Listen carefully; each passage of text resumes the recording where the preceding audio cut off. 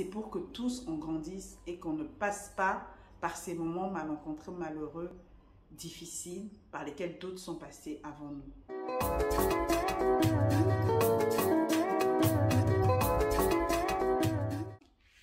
Bonjour, bonjour, bonjour, bienvenue à l'Isolo Namila, c'est ici l'endroit où on travaille pour devenir la meilleure version de soi. Si c'est ce que tu veux, t'es au bon endroit, t'es un habitué, like, parce que ça aide YouTube à juste à faire monter la vidéo, à la suggérer à plus de gens possible. Et si tu viens d'arriver, bienvenue dans la familia, bienvenue dans la famille, bienvenue dans le club. Merci en tout cas de commenter et tout ça, on est ensemble en tout cas. On parle d'un sujet que l'on aime beaucoup ici, sur cette chaîne, c'est le silence.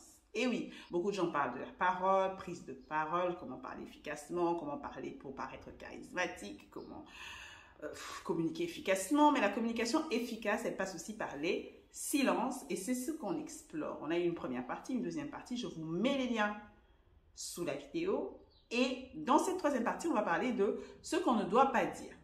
Et je vais commencer par notre propre être. Qu'est-ce que tu ne dois pas dire sur toi? Tu ne dois pas parler de tes faiblesses. La première des choses, c'est que vous savez, ceux qui sont habitués à ma chaîne, 1, que je suis chrétienne, 2, que je crois au pouvoir de la langue. Donc, quand tu continues de dire au fur et à mesure, tous les jours, en plus devant témoin, toutes les choses négatives que tu penses de toi, mais tu es en train de les prophétiser sur toi, mais vraiment que ça n'a qu'à rester. Que moi, oh là là, moi je ne suis vraiment pas bien avec l'argent, je ne sais vraiment pas économiser. Oh, tu es en train de te complaire dedans, quoi. Toi, tu as l'impression que tu es en train de te plaindre. Mais en réalité, tu es en train de le dire, tu es en train de le prophétiser, tu es en train de le prophétiser sur toi, tu es en train de le déclarer sur toi. Mais on est tous passés par là. Souvent, on fait ça pour qu'on nous plaigne, pour qu'on nous dise ça va aller et tout. Tu n'as pas besoin de prophétiser des choses négatives sur toi pour que quelqu'un te plaigne. Pourquoi tu veux d'abord que quelqu'un te plaigne? Ça, maintenant, c'est un deuxième sous-point. Tu donnes une mauvaise image de toi quand tu le fais. Les gens gardent l'image que tu leur donnes de toi, en fait. Et si tu leur donnes de toi une image de loseuse, de pleureuse, de quelqu'un qui ne sait pas rester dans les relations, de quelqu'un qui ne sait pas garder les amitiés, de quelqu'un qui ne sait pas se faire comprendre. Et ils vont garder cette image. Et c'est tout, quoi. Et c'est tout. Tu ne vas pas aller de l'avant, ils ne vont pas te considérer, ils ne vont pas te respecter, ils ne vont pas te donner des opportunités. Parce que tu es une loseuse. Personne ne veut donner des opportunités à une loseuse. Pourquoi tu les perds? Alors que tu n'es pas une loseuse, c'est juste que toi, tu aimes dire que tu es une loseuse sur base de 3 constats. 3 constats, ce n'est pas ta vie. Bref, on va y revenir. Je ne veux pas m'étendre, je veux que la vidéo soit courte. Mais arrête de faire ça. Tu donnes une mauvaise image de toi. Tu dis des choses sur toi qui, moi, je pense, ont un effet sur ta vie. Et la troisième des choses, c'est que tu leur dis en fait, et quand je parle des autres, je parle même des amis proches et je parle même des conjoints, voire même des frères et des sœurs. Donc ces choses-là, tu ne les dis pas. Tu essaies en tout cas de le dire le moins possible à ton conjoint, à tes amis, même les plus proches, et à tes frères et sœurs, même les plus proches. En fait, il suffit que la personne veuille te faire licencier, il va juste te manquer de respect parce que tu lui as déjà dit, tu vois, moi, si tu veux que j'agisse comme un animal, tu as pris le bouton rouge. Tu vois, moi, si tu veux que je sois misérable, vraiment misérable dans une relation amoureuse, tiens, appuie le bouton vert.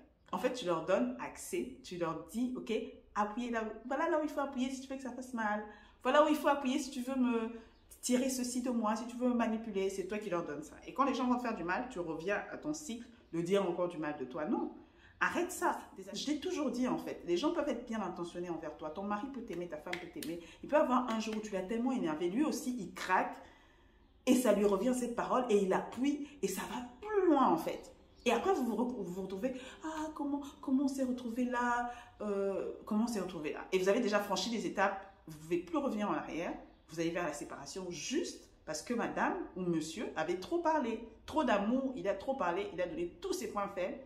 Et son conjoint ou sa conjointe a juste tiré profit de ça dans un instant de folie et boum, tout est explosé. C'est quand je parle des choses, ça a l'air lointain, ça a l'air théorique, mais je sais qu'il y a des gens qui me regardent qui ont vécu ça.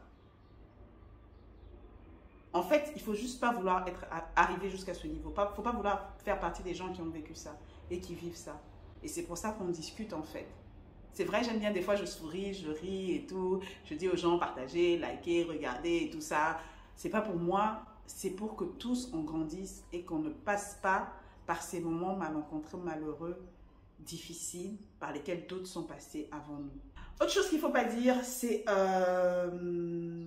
du mal des autres. Ça, on en a beaucoup parlé dans quelques vidéos avant, toujours dans cette série. En tout cas, n'hésite pas.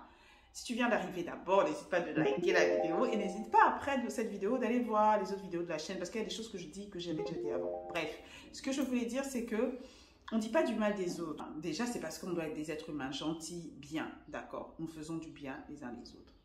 Mais là, je prends un aspect spécifique. Ne dis pas de mal à un proche à toi de quelqu'un que la personne à qui tu parles ne connaît pas. Je ne sais pas comment je vais dire. Moi, j'ai une meilleure amie, par exemple.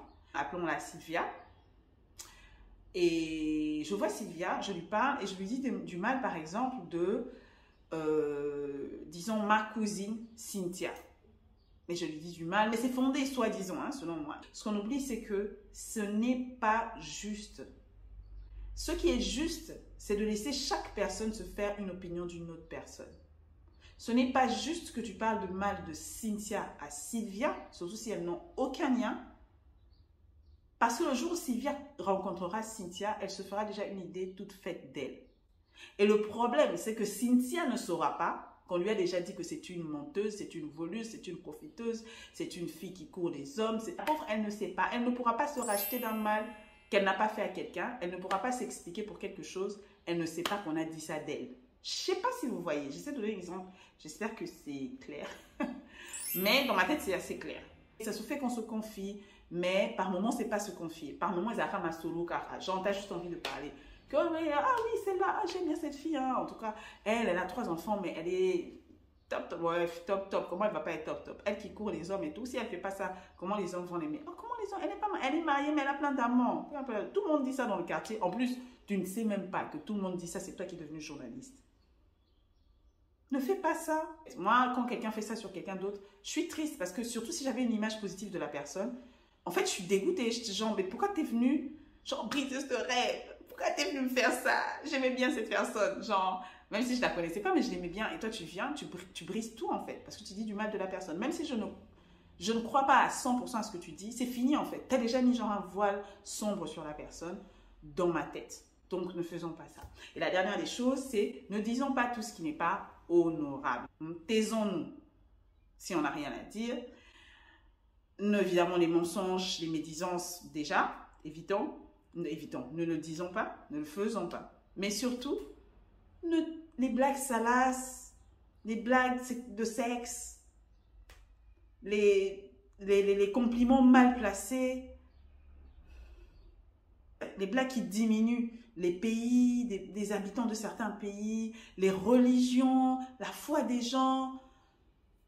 Vraiment, si tu ne fais pas cette blague-là, genre, tu ne vas pas survivre. Si. Or, si tu fais cette blague, comment tu te sens? Est-ce que tu te sens vraiment bien? Je ne pense pas. Et si quelqu'un de la religion dont tu te moques ou du pays dont tu te moques est là, tu crois que ça le fait rire? Et le pire, c'est qu'il y a des gens, ils font des blagues sur ton pays comme ça. Ah ouais, chez vous, c'est comme ça. Et puis, tu crois que je vais faire hi. Moi, souvent, je suis là genre... Puis je pars. Tu me fais pas rire, en fait. C'est pas marrant. Je sais qu'il y a certains niveaux d'intimité. On est amis avec certaines personnes. Enfin, moi, je sais pas. Bref. On est amis avec certaines personnes et à certaines blagues qu'on peut se permettre, entre guillemets. Mais moi, je trouve que les blagues salaces, même entre amis, je vois pas pourquoi on fait. En tout cas, je sais pas. Je suis une femme, je sais pas, je n'ai que 40 ans. Peut-être que je suis trop jeune, peut-être que je suis pas un homme, peut-être que je suis pas de certains milieux, je ne sais pas. Mais je trouve pas, en fait, c'est juste, je trouve pas l'avantage. Et s'il n'y a pas l'avantage à ça, je trouve que tu perds ton temps.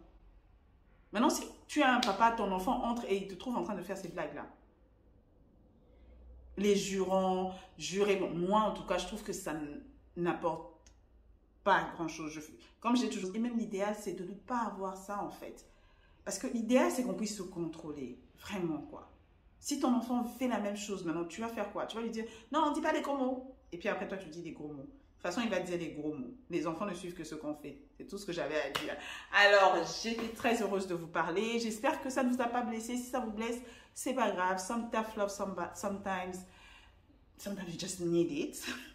Donc, des fois, il faut qu'on nous frictionne un peu. C'est comme ça aussi l'amitié. Hein. Des fois, on se dit des choses qui nous font plaisir. Des fois, on se dit des choses qui ne nous font pas plaisir. Moi aussi, avec mes amis, c'est comme ça. Des fois, elles me disent des choses.